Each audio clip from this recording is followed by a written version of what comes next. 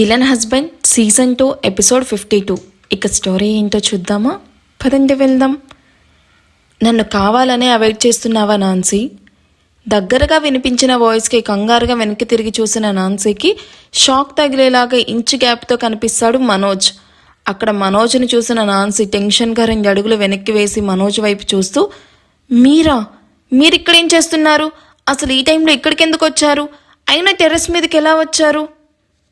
నువ్వు నా calls lift చేయకూడదు అండ్ నాతో మాట్లాడకూడదు అని బలంగా ఫిక్స్ అయినట్టున్నావు కదా, అందుకే డైరెక్ట్గా నీతోనే మాట్లాడాలి అని పైప్ పట్టుకుని పైకి పాములాగా పాకుతూ వచ్చాను. మనోజ్ వాయిస్కి మొహాన్ని కోపంగా పక్కకు తిప్పుకొని, నాకెవరితో మాట్లాడాలని అండ్ ఎవరి గురించి ఆలోచించాలని లేదు. మిమ్మల్ని ఎవరు ఇక్కడ నాతో చూడకముందే మీరు ఇక్కడ నుంచి వెళ్ళిపోతే బాగుంటుంది. ప్లీజ్ వెళ్ళిపోండి మనోజ్. నాన్సీ, నేను నీతో మాట్లాడాలనే కదా ఇంత కష్టపడి పైకొచ్చాను. మరి నేను ఏమి మాట్లాడాలి అనుకుంటున్నానో వినకుండా పంపించేస్తావా? నాకు మీ మాటలు వినే టైం అండ్ ఇంట్రెస్ట్ రెండూ లేవు. సో ఇక మీరు వెళ్ళొచ్చు. అరే కాస్త నేను చెప్పేది విను. అయినా వచ్చినప్పటి నుంచి చూస్తున్నా మొహం మీద వెళ్ళు వెళ్ళు అంటున్నావు. ఆ మాట ఎంత హర్టింగ్గా ఉందో తెలుసా? నేను జస్ట్ వెళ్ళు అన్న వర్డ్కే మీకు అంత హర్టింగ్గా ఉంటే నాతో వెళ్తున్నా అని కూడా చెప్పకుండా వెళ్ళిపోయిన మీ బిహేవియర్కి నేను ఎంత హర్ట్ అయి ఉంటానో ఆలోచించారా? మార్నింగ్ నుండి మీ కాల్స్ మెసేజెస్ కోసం ఎన్నిసార్లు మొబైల్ని రీచెక్ చేశానో నాకే తెలుసు. మినిమం 30 కాల్స్ 20 టెక్స్ట్లు చేశాను. నువ్వు ఒక్కదానికి కూడా రెస్పాండ్ అవ్వలేదు. What should I do? ఏంటి, మీరు నాకు కాల్స్ చేశారా? నా నెంబర్ బ్లాక్ లిస్ట్లో పెట్టుకుంటే నీకెలా తెలుస్తుంది చెప్పు? మనోజ్ వెక్కిరింతకు నాన్సీ నాలుగు ఖర్చుకొని, నేనేం బ్లాక్ చేయలేదు. అయినా ఈ డిస్కషన్ అంతా అనవసరం. నేను కిందకు వెళ్తున్నా అని ముందుకు నడుస్తూ ఉన్న నాన్సీ చేపట్టుకొని, నీతో 5 minutes మాట్లాడాలి ప్లీజ్. 5 minutes కంటే ఎక్కువ టైం తీసుకోను నాన్సీ, ప్లీజ్. ఓకే, విషయం ఏంటో చెప్పండి. మనోజ్ నాన్సీని చూసి తన ఎదురుగా నిల్చుకొని తన వైపే సూటిగా చూస్తూ నిల్చుకుంటాడు. ఏంటి అలా చూస్తున్నారు అని మనోజ్ చూపుకి వెంటనే చూపు తిప్పేస్తూ, విషయం ఏంటో త్వరగా చెప్పేస్తే నేను వెళ్ళిపోతాను. రిలాక్స్ నాన్సీ, నేను ఇక్కడే ఉండిపోవడానికి రాలేదు. నువ్వన్నట్టు నేను చెప్పాల్సింది చెప్పి వెళ్ళిపోతాను. అయినో నువ్వు నా మీద చాలా కోపంగా ఉన్నావు. నీ కోపానికి అర్థం ఉంది, ఎందుకంటే నేను అలా వెళ్ళిపోవడం నిజంగా తప్పే. బట్ నువ్వు చెప్పింది విన్నాక నా మైండ్ అసలు ఏం వర్క్ చేయలేదు తెలుసా? టు బీ ఫ్రాంక్, నేను ఆ విషయాన్ని డైజెస్ట్ చేసుకోలేకపోయాను. నిన్ను చూడగానే నాకు ఫస్ట్ లుక్లోనే బాగా నచ్చేసావు. అందుకే పెళ్ళంటూ చేసుకుంటే నిన్నే చేసుకోవాలి అని కూడా నేను ఆల్రెడీ ఫిక్స్ అయిపోయాను. ఇంట్లో అందరికీ కూడా నువ్వు బాగా నచ్చేసావు. సో నాకు పెద్దగా కష్టపడాల్సిన అవసరం రాలేదు. అన్నీ ఓకే అనుకున్న తర్వాత తెలిసింది నీ past. It's really hard and paining, I know that. But నాకు ఈ విషయాలు మనసులోకి తీసుకోవడానికి చాలా టైం పట్టింది. ఇట్స్ ఓకే మనోజ్ గారు, life should be move on కదా. మీరేం చెప్పాలనుకుంటున్నారో నాకు అర్థమవుతుంది. మీరు ఎక్స్ప్లెనేషన్ ఇవ్వాల్సిన అవసరం ఏమీ లేదు.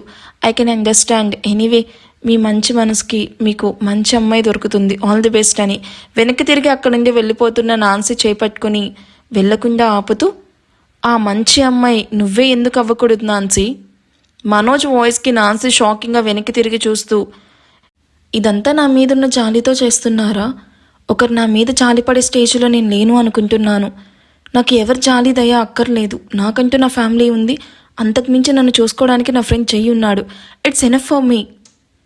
నా మొహంలో నీకు జాలి కనిపిస్తుందా నాన్సీ అంటూ తన నడుం పట్టుకొని తన మీదకి లాక్కుంటూ సూటిగా చూస్తూ అడుగుతాడు.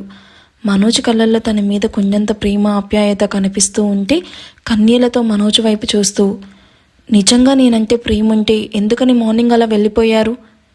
నా ఫ్యామిలీకి నీ పాస్ట్ చెప్పడానికి అనగానే నాన్సీ షాక్ అవుతూ దూరం జరిగి, నా గురించి మీ ఫ్యామిలీకి మొత్తం చెప్పేశారా? ఎందుకు చెప్పారు?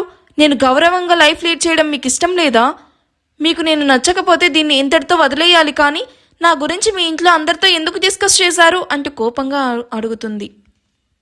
డిన్నర్ టైం అవుతూ ఉండగా ఒక్కొక్కరుగా అందరూ హాల్లోకి వచ్చి కూర్చుంటారు. ఆఖరిగా స్టెప్స్ దిగుతూ రుద్రతో డిన్నర్కి వెళ్లకుండా తన కూతుర్ని ఎలా ఆపాలి అని ఆలోచిస్తూ ఆఖరి స్టెప్ దిగుతూ తనకి వినయ్ ప్రతాప్లతో నవ్వుతూ మాట్లాడుతూ ఉన్న ఆద్య కనిపించగానే, ముందు దీని సంగతి చూశాక వాడి గురించి ఆలోచించాలి అనుకొని అప్పటి వరకు కోపంగా ఉన్న తన మొహాన్ని నవ్వుతో కవర్ చేస్తూ, అందరూ వచ్చేసారా? చాలా రోజులైనట్టుంది కదా ఇలా అందరం కలిసి మన ఇంట్లో డిన్నర్ చేసి. అవును రేణు, పైగా కోడలొచ్చాక ఇల్లంతా కూడా చాలా సందడిగా ఉంది.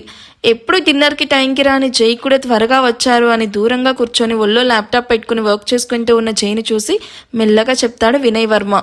కోడలు రాగానే నన్ను పక్కన పడేశారా? వీళ్ళందరికీ నేను వేస్ట్ మెటీరియల్ లాగా అయిపోయాను. ఇదంతా ఈ ఆద్య కోడలుగా ఇంట్లోకి రావడం వల్లే. నా మాట విని అమ్మాయిని కోడలుగా తెచ్చుకోవాలి అనుకుంటే క్వైట్ ఆపోజిట్గా ఇది వచ్చి కూర్చుంది అని ఆద్య వైపు కోపంగా చూస్తూ ఉంటుంది. రేణుక మనసులో ఏం రన్ అవుతుందో ముందే గెస్ చేసిన ఆద్య తల పైకెత్తి, ఏంటత్తమ్మా నేను రావడం నీకు హ్యాపీగా లేదా ఏంటి ఫేస్ అలా పెట్టావు? అయ్యో అలాంటిదేం లేదా ఆద్య, బంగారం నువ్వు, బంగారు బొమ్మ లాంటి నువ్వు వచ్చాకి మీ మామయ్య చెప్పినట్టు ఈ ఇంటికి కలొచ్చింది అని పళ్ళు నూరుతూ పైకి మాత్రం నవ్వుతూ మాట్లాడుతూ చెప్తుంది. అది చూసిన ఆద్య నవ్వాపుకుంటూ రేణుక వైపు చూస్తూ, సరే అత్తమ్మ అందరూ వచ్చేసారు కదా, ఇక డిన్నర్ చేద్దాం, మీరు వెళ్ళి కూర్చోండి, నేను జైని తీసుకుని వస్తాను అని జై కూర్చున్న వైపు వెళ్తూ ఉన్న ఆద్యాను చూసి ప్రతాప్ వర్మ మనసు చాలా ఆనందంగా ఉప్పొంగిపోతుంది. నాన్న ఏమైంది, ఆద్య వైపు ఎందుకలా చూస్తున్నావు? నేను హాస్పిటల్లో జాయిన్ చేసినప్పుడు నీతో ఒక మాట చెప్పాను గుర్తుందా వినయ్?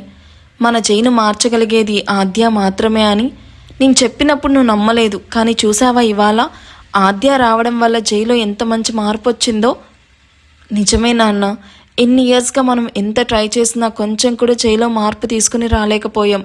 బట్ మన ఆద్య మాత్రం మన ఇంట్లో అడుగుపెట్టిన తర్వాత జైలో చాలా చాలా చేంజెస్ కనిపిస్తున్నాయి. జై ఫ్యామిలీకి టైం ఇస్తున్నాడు, మనతో ఫంక్షన్స్, టెంపుల్స్, ఫ్యామిలీ గ్యాదరింగ్స్ ఇలా ప్రతి దాంట్లో ఇన్వాల్వ్ అవుతున్నాడు. అన్నిటికీ మించి జై తన ఫ్లాట్కి కూడా వెళ్ళడం లేదు. ఇదే కదా నాన్న, ఇలాంటి చేంజ్ని నేను జైలో చూడాలి అనుకుంది అంటూ చాలా హ్యాపీగా చెప్తాడు. వినయ్, మహాలక్ష్మి లాంటి ఆద్య ఉండగా ఇక జై తన ఫ్లాట్కి ఎందుకు వెళ్తాడు చెప్పు? ఇప్పటి నుంచి జైను నువ్వు నీ కొడుకు ఎలా ఉండాలనుకుంటున్నావో అలాగే చూస్తావు. ఇప్పుడు నీకు సంతోషమే కదా? చాలా చాలా హ్యాపీగా ఉన్నాను. ఇదంతా మీ వల్లే.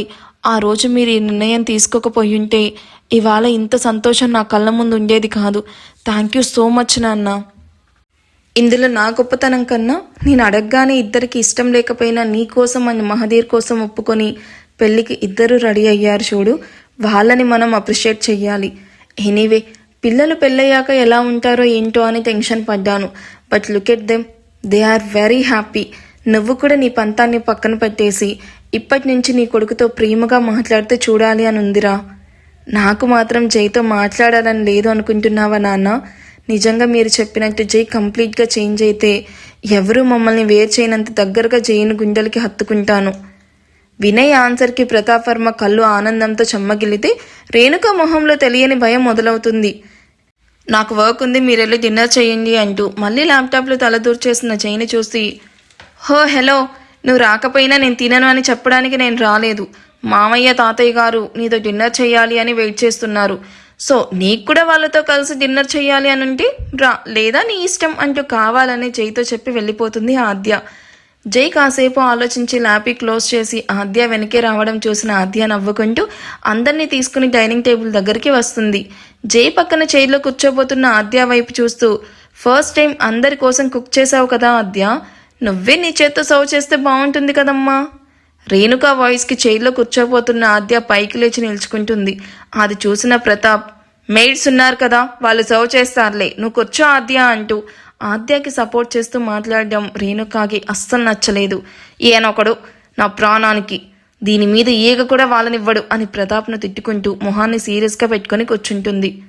ఇట్స్ ఓకే తాతయ్య, ఇన్ఫ్యాక్ట్ అత్తయ్య గారు కరెక్ట్గానే చెప్పారు, నేను కుక్ చేసినప్పుడు నేనే కదా సర్వ్ చేయాలి, నాకు అత్తమ్మ మాటే అల్లు అర్జున్ వేదం అని చెప్పి ఒక్కో లిడ్ను ఓపెన్ చేసి అందరికీ సర్వ్ చేస్తూ ఉంటుంది.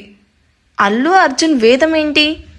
రేణుక ఫేస్లోని ఎక్స్ప్రెషన్ చూసి ఆద్య రుద్ర నవ్వుకుంటూ ఉంటే జై తన వైపే ఆరోగెంట్ లుక్స్ ఇవ్వడం చూసి ఆద్య ఇన్నోసెంట్గా మొహాన్ని పెట్టుకుని అందరికీ నవ్వుతూ సర్వ్ చేస్తూ ఉంటుంది.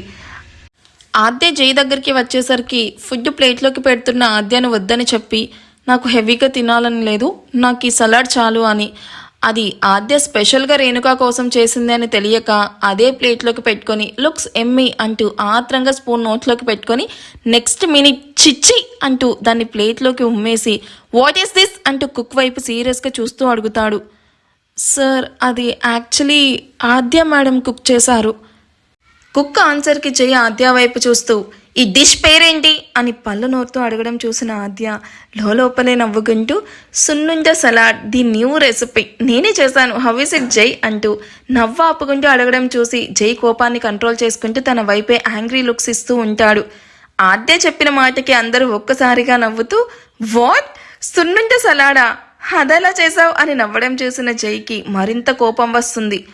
నీకు దీంతో ఏం చేస్తారో కూడా ఐడియా లేనప్పుడు కిచెన్లోకి ఎందుకు వెళ్ళావు, అసలు ఎవరు నిన్ను కుక్ చేయమన్నారు అంటూ జై కోపంగా పైకి లేచి ఆద్య మీద అరవడం చూసి అప్పటి వరకు నవ్వుతూ ఉన్న అందరూ కూడా జై కోపానికి షాక్ అవుతారు. జై తెలియక చేసినట్టుంది, లీవ్ ఇట్, చిన్న విషయానికి కూడా ఎందుకంత కోపం, ఎందుకు తనని హర్ట్ చేస్తున్నావు అంటూ రుద్ర జైను కంట్రోల్ చేయడానికి ట్రై చేస్తాడు. వాట్ తెలియక చేసిందా, ఇదేమైనా కిడ్ అనుకుంటుందా అని అరుస్తూ తల తిప్పిన జైకి అందరూ తమ వైపే చూస్తూ కనిపించడం చూసి షర్ట్ ఏంటిలా బర్స్ట్ అయ్యాను, వీళ్ళకి నా మీద డౌట్ కానీ రాలేదు కదా, డౌట్ ఏమన్నా వచ్చిందా అని కంగారుగా వినయ్ ప్రతాప్ల వైపు చూస్తూ ఉంటాడు. ఈ ఎపిసోడ్ ఎలా అనిపించిందో కామెంట్ చేయండి. వీడియో నచ్చితే ప్లీజ్ లైక్ చేసి హైప్ ఇవ్వండి. Thank you for watching. Bye.